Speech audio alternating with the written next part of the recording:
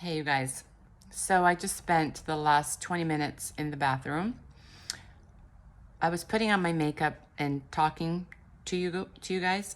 I thought I was about something that is new and exciting and scary and daunting and all that stuff that is happening in my life. And I forgot to hit the record button.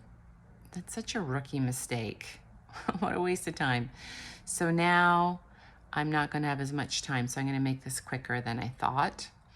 Also, I just realized I'm holding my phone in the wrong angle, so I'm sorry for that too. But okay, I'm going to try and keep this under 10 minutes. So I was also sharing all the makeup products I was using, because sometimes you guys will ask me, what do I use for makeup? Pretty much everything is L'Oreal.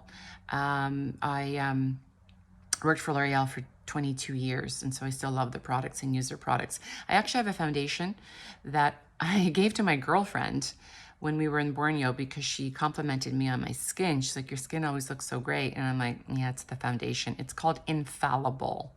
There's a pink and a blue tube. You can get it at a drugstore, Ulta, or in the States. I don't think that's your drugstores in the States, Ulta or Publix. Or is that groceries? I don't know. Anyway, Shoppers Drug Mart in Canada. Anyway, you can get it at any drugstore. It's called L'Oreal Infallible, and it's the radiant finish, not the matte finish, the radiant finish. Anyway, I used that. I used what I put in my hair to cover the grays, but I'll do that another time because I didn't hit record. So anyway, I'm digressing.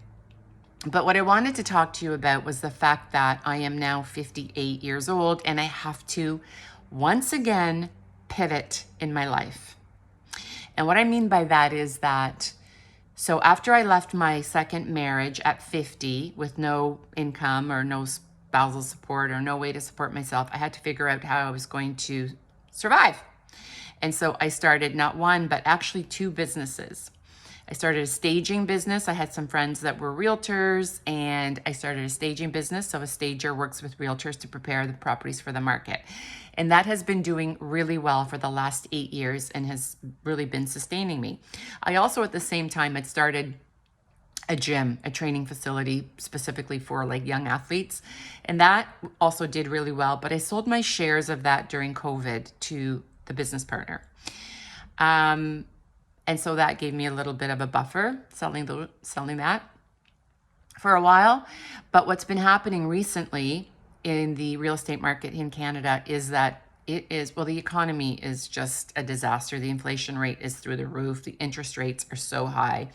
The real estate market has not been doing great. And so if the real estate market isn't doing great, that's going to affect me personally as a stager because I rely on the real estate market. Just houses aren't going on the market. They don't need to be staged. And so it's been a little bit of a struggle lately, not disastrous, but definitely not what I'm used to in terms of income. And so I've been thinking for the last little while, like I'm going to need to do something to supplement my income because I do. Now, you don't need a ton of money to survive or to enjoy life, but I really want to have the same lifestyle, which is not extravagant by any means, but I really, now at 58, want to travel. I want to learn about the world. I want to learn about new cultures. I want to explore. I want to experience. And I have a son who started his company, the SOSA, Save Our Species Alliance. His name is Blake Moines. You can follow him Instagram, or I feel like I'm always plugging him. But anyway, he has this incredible life where he's a conservationist, works with conservation organizations all over the world. And he is like a guide. So he brings you on these trips, but the trips are so phenomenal. Like they're really hands-on. Like there's one coming up in South Africa I want to go to so bad. And it's really expensive. And I'm not going to be able to afford that trip if I don't bring in a lot more money than what is coming in now. And so I want to be able to take advantage of that. And I have been sort of thinking about, how can I supplement my income? And I could get more proactive with marketing for staging, but the hard facts is that there's just, it's a total buyer's market right now. Realtors are really not staging because in a buyer's market, the staged homes are on the market a lot longer. And that means that the rentals, you're paying for them every single month. And so it gets very expensive for the realtor that usually pays for the staging, the client staging, when they're paying a rental fee for all the inventory that goes into those homes. Cushions, whatever, furniture, soft goods, whatever it is, they have to rent it on a monthly basis. And so it's been a really great business model because as a stager, you can make money on the actual labor of staging day, and then you also make money on the rentals. And so it has been, thank goodness, very lucrative in the last 8 years. It's been what has really sustained me. But I'm really noticing that with the integration of AI and virtual staging and just where the market is at, it has been really tough. It has been a struggle. And so I was in Borneo on this last trip that I went on with my son. And that's another thing, you guys, you know, getting out there, meeting new people just opens up so many doors. And so I was in Borneo and I met someone, she's from the States, and we were having a conversation and she said to me, "Are you in sales?" And I said, "Well, not technically, but my whole life was in sales. I worked for L'Oreal from the time I was 21 until I was 42. And L'Oreal was a phenomenal company. I freaking loved that job. I mean, our national sales meetings were in Paris, and I did really, really well there. I'm not going to brag, but I'm going to brag. I think I won National Sales Rep of the Year. Oh my God, 12, 13 times. Every other year, I felt like I was winning. And I loved it because I loved my job. I believed in the products that I was selling. I loved the products. I love my clients. And sales is all about establishing relationships. And I remember, you know, always writing on my file as soon as I left that account, I would get into my car, write on my file, like, okay, Johnny's having surgery next week, ask about Johnny. Or so-and-so's mom just went into retirement home, ask about the mom. You know, just things like that, because I had over 200 accounts, and I remembered everyone's name.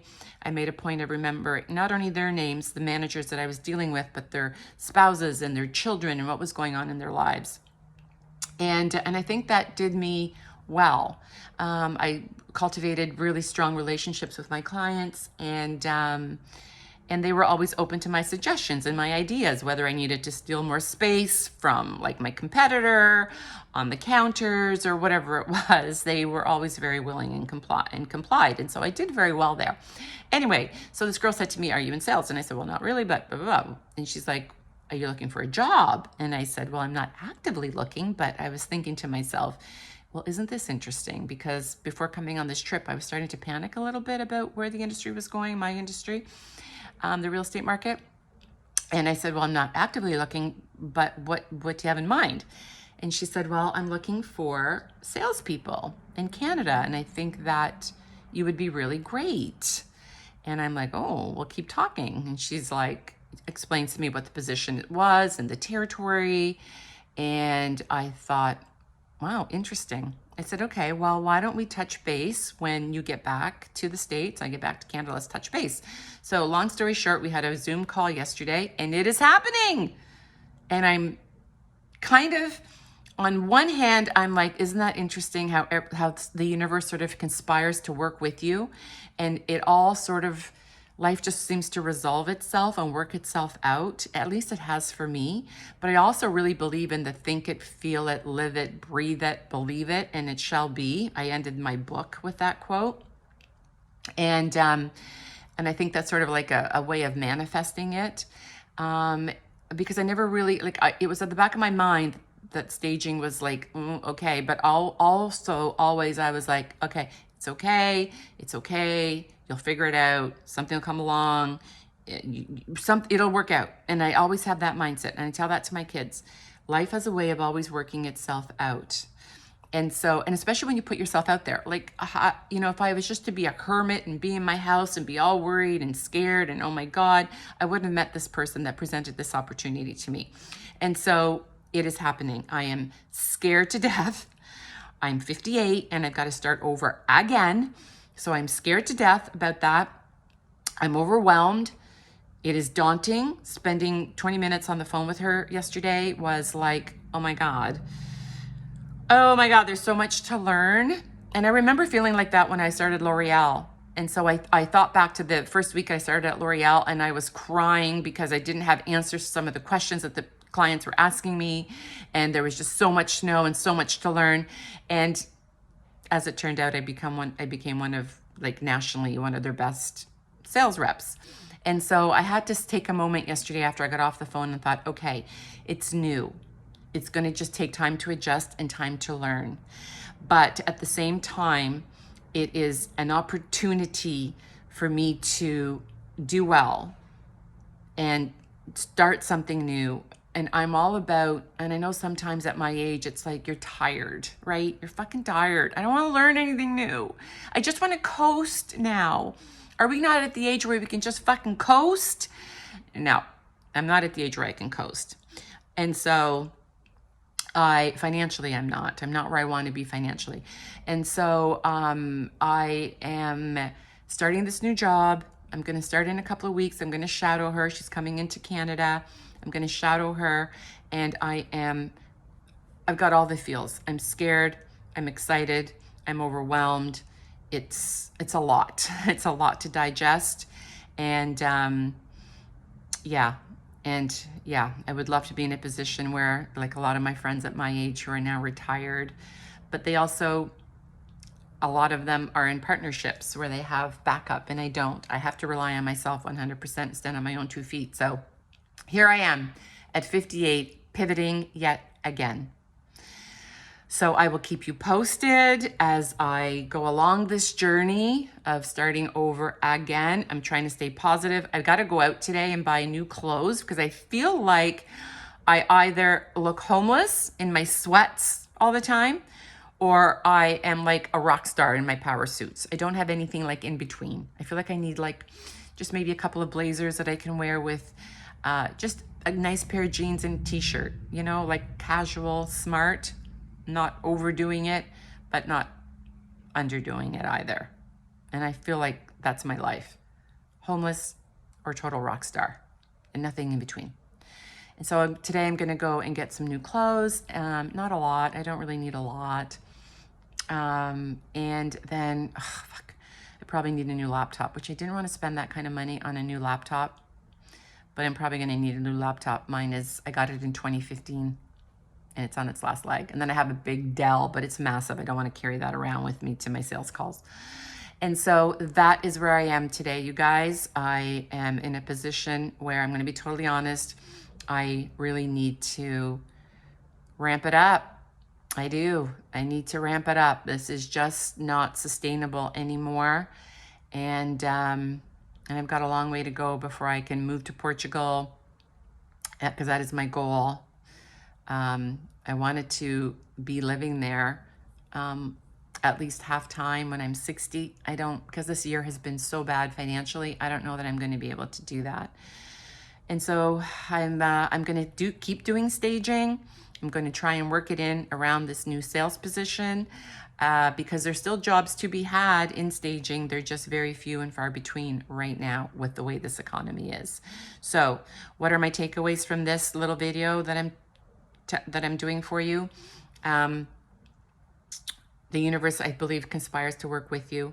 I feel like everything will work itself out through the power of prayer and just believing and hoping and keeping a positive attitude. And secondly, it's not too late to start over. I think it's Martha Stewart that was 50 when she started her company, which is now a fucking massive empire. She was 50. So it's not too late to start over at 58. I'm going to just jump in and see where it goes. Hoping for the best. Like I said, I am excited, but I'm also kind of freaking out a little bit. And so it's not too late to start over. Do what you can. You got to do what you can to what's that saying? Make hay while the sun shines or something like that. Our girlfriend always says that.